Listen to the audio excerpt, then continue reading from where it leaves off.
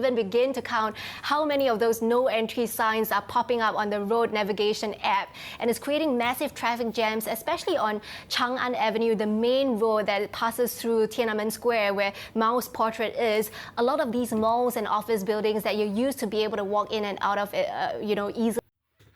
Okay, today let's look at two news videos that I recently watched, break them down, and I think here's two examples of why we're headed to World War III. So let's go ahead and take a look at this. For a sign of what are some of the latest cutting-edge technology that China has.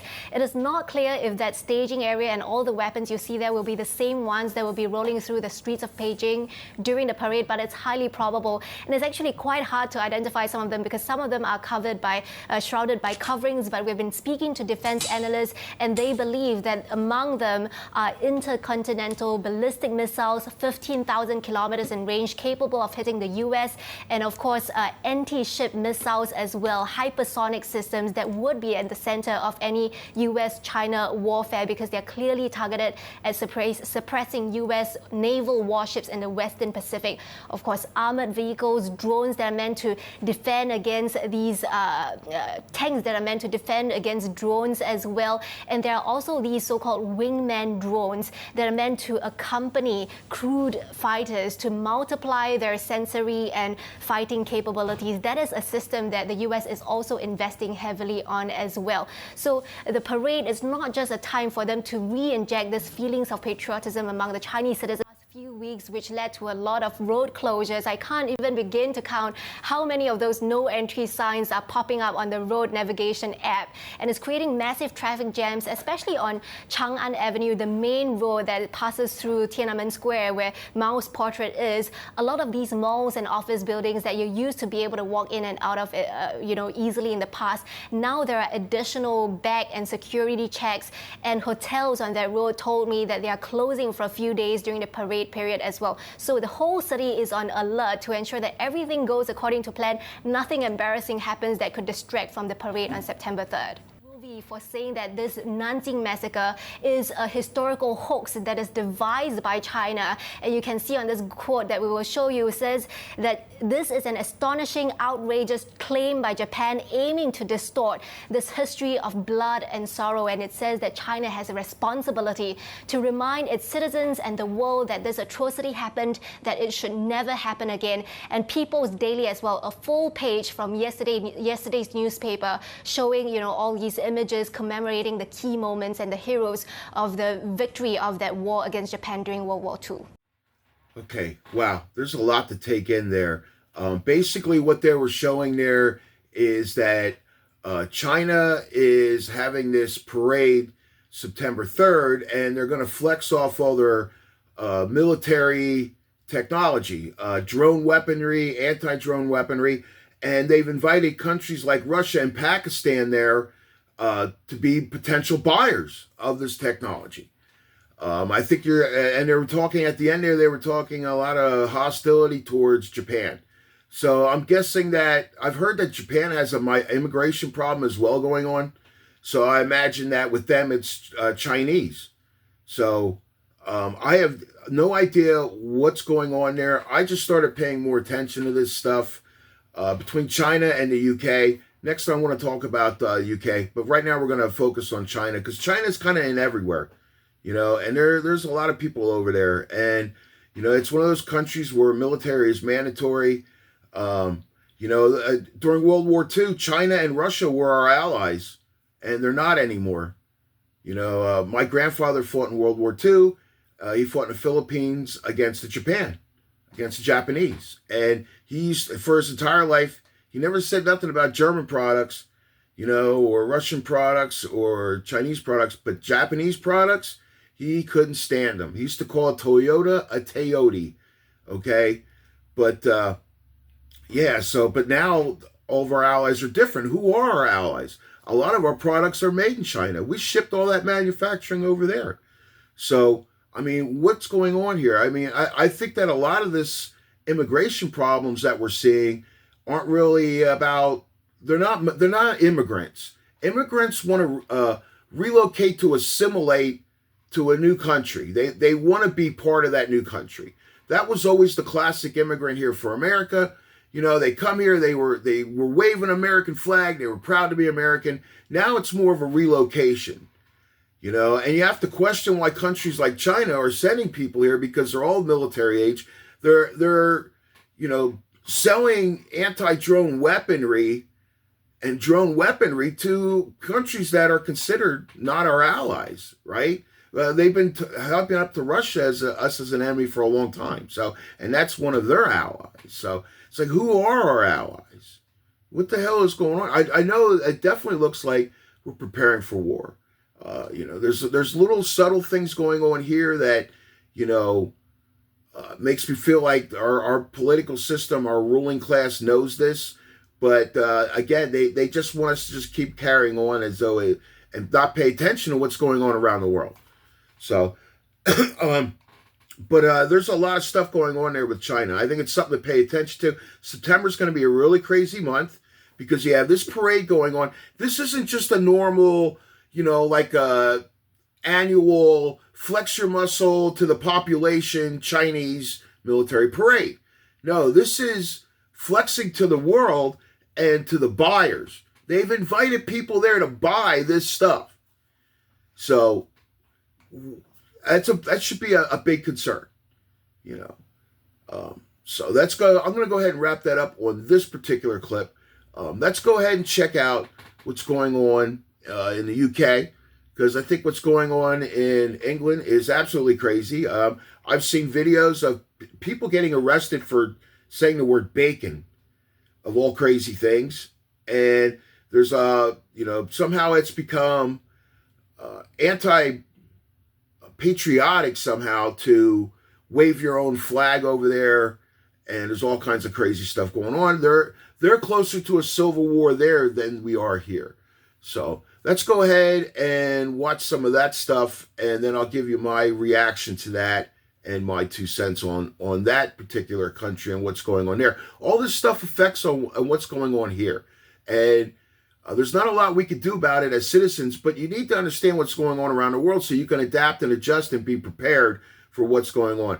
But by 2027, I'd say we're going to be in a world war. Israel's already at war with the Middle East, you know, and we have all this, what we're calling migration going on.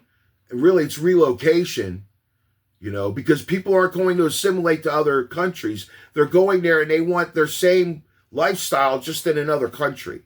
They don't want to let go of the old cultures and the old country. They're just being relocated to other countries. So let's go ahead and take a look at this next stuff here from England and see what kind of insanity they got going on there.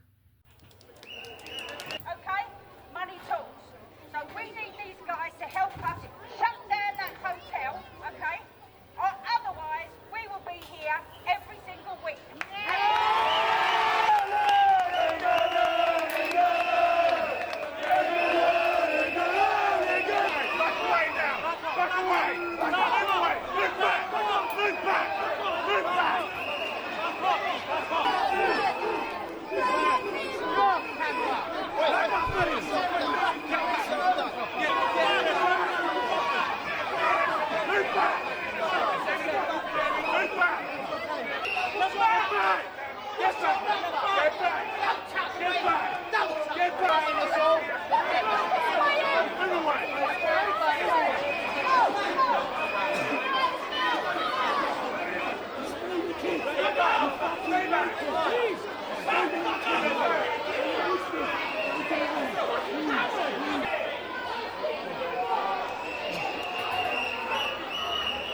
You got any? Go away, we don't need you. Go away. No, you're not. Go away.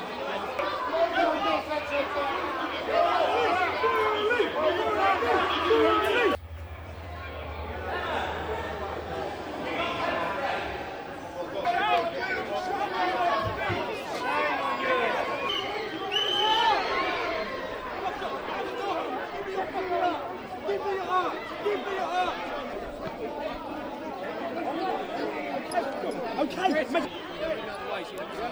Maintain cordon. But I have got on video footage of this officer throwing punches at him, yeah? Fuck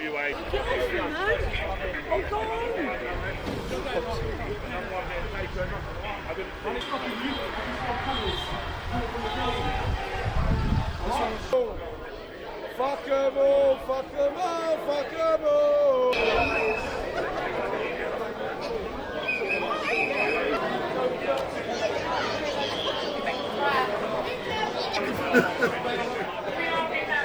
Oh man.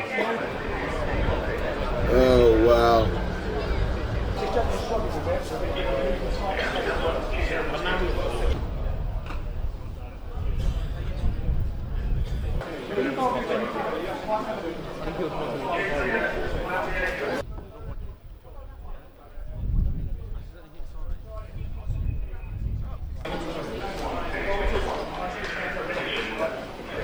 Now he's getting questioned. After he said, told him all, fuck you. Dude, you can't even say bacon. Ladies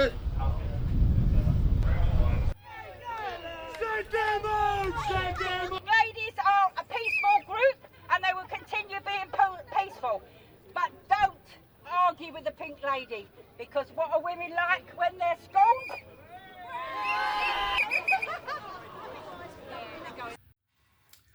Okay, wow. So what's going on there in that video is there's a big protest around one particular hotel because it's the beginning of a phase of a whole bunch of hotels all throughout England that are going to have housing these asylum seekers, or they're saying asylum seekers, but really they're people that are being relocated to their country, you know, and there are people over there at the point where they feel like strangers in their own home.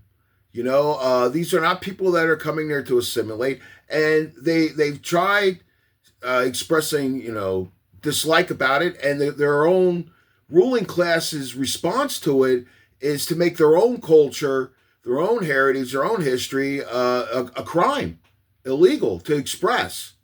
You know, they're not allowed to wave their flag. Their flag is offensive. Bacon is somehow, I believe, anti-Semitic now. Somehow it ties into that. But so this is why people are flipping out over there. And there's a business over there that's, you know, a company over there that's going to make millions and millions of dollars off of government funding by housing these people. So, I mean, I think people in the West are finally starting to wake up and understand that we don't have representation. Our democracy and freedom is a lie. It was a great lie while it lasted, but right now it's not practiced. All representation on the West is that of the elites, the wealthy, you know, both individual and corporate, and they rule over the rest of us. And a representation in a democracy, you know, they represent the majority of the voice of the people. And I mean, we see that a lot here in this country. I deal with it myself. I'm a, you know, late 50s white male.